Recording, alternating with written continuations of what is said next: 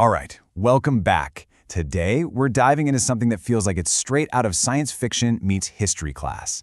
We're talking about taking all this incredible, old-school public domain content, think classic books, art, music, and smashing it together with cutting-edge AI. Is this the new digital gold rush? Let's find out. I love this quote because it just hits the nail on the head. It's modern-day alchemy, right?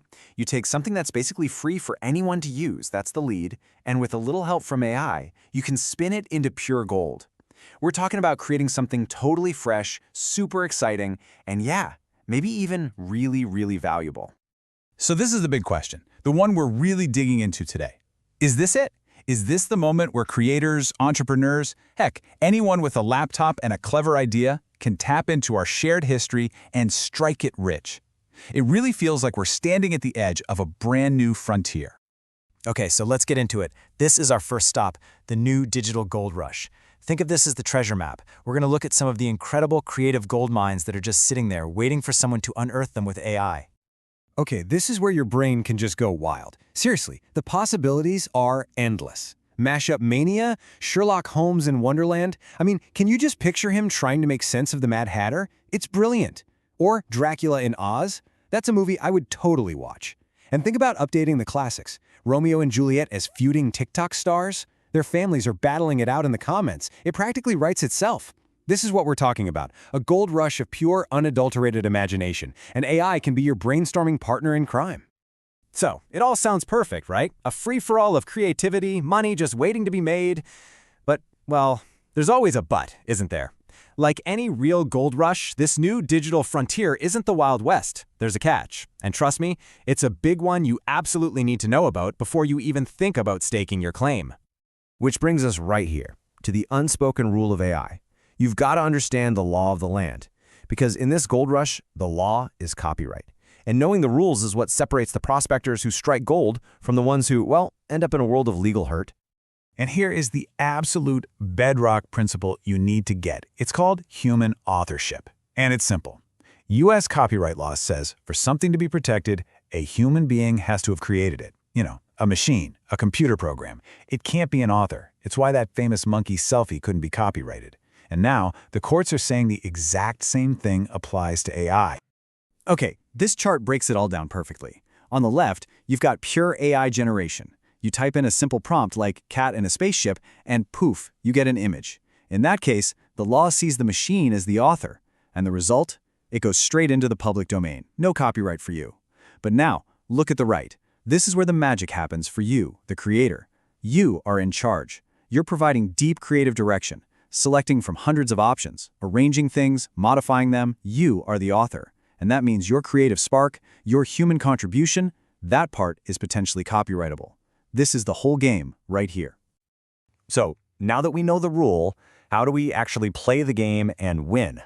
Let's talk about the practical strategy. How do you stake your claim and make sure the awesome thing you create is actually legally yours? Let's walk through a real-world example. Say you want to create a children's book. Step 1, you grab a foundation, something like a public domain poem. Easy enough. Step 2, you start using AI as your creative tool. Notice I said tool. You're generating images, sure, but you're not just taking what it spits out. You're directing it, you're curating. Now step 3 is the most important part.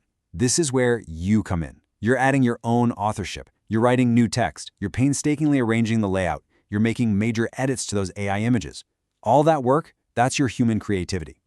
Then, step 4, you go to register the copyright, and you're transparent. You disclose that AI was used, but you claim ownership only over your contributions. And boom, that's how you do it. That's how you turn that lead into gold that's legally yours. All right, so this isn't just a bunch of legal theory we're talking about. This is a live fire exercise. The rules of this gold rush are being written right now in real courtrooms. And believe me, this is a legal minefield with some seriously high stakes. And just look at how fast things are moving. I mean, just back in early 2023, the Zarya of the Dawn ruling dropped, telling us pretty clearly that purely AI images don't get copyright. A couple of years later, you've got major appeals like Thaler hammering home that human authorship rule. You've got the Copyright Office itself weighing in. The point is, this isn't some far-off futuristic debate.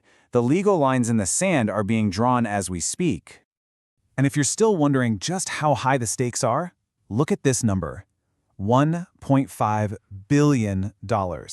That's how much Anthropic settled for in a massive case about using copyrighted material to train its AI. It is by far the biggest copyright payout in US history. It's a massive warning sign about what happens when you get on the wrong side of these rules.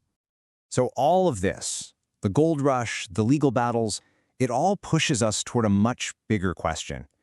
What does all of this mean for the future of the creative economy? What's the value of a human artist when a machine can create 1 million paintings in an afternoon? You might be thinking, why not just let people copyright AI stuff? Seems easier. Well, there are some really powerful arguments for keeping purely machine-made works in the public domain. First, it's about protecting human artists. Seriously, imagine a world where one company copyrights 1 billion different melodies. A human songwriter could accidentally create something similar and get sued into oblivion. It would be a creative nightmare. And second, and this is kind of counterintuitive, it actually incentivizes hiring humans. Think about it. If a big studio can't copyright a movie made 100% by AI, they have a huge financial reason to hire a human director, human writers, human artists, because that's the work they can own and protect. It's a fascinating twist that actually puts a premium on human creativity. And so we end up here with this really provocative question. If an AI can spit out 1 billion songs in a day, should every single one of them just be free-for-all, public domain, specifically to protect human artists from being drowned out? It's the central dilemma of this new digital gold rush, and it's something we're all going to have to figure out together. Really makes you think, doesn't it?